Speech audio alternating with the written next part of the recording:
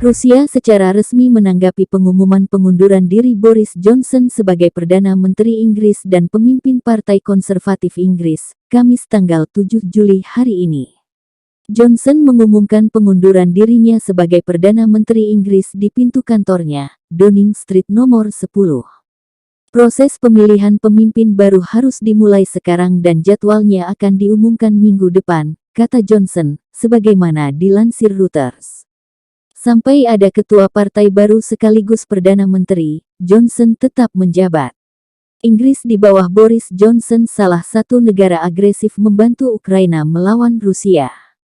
Skandal pemerintahan Inggris menyebar dengan cepat. Sebagaimana kalian tahu, Johnson sangat tidak suka kami juga tidak suka dia, kata juru bicara Kremlin, Dmitry Peskov dilansir Russia Today. Of the achievements of this government, from getting Brexit done to settling our relations with the continent for over half a century, reclaiming the power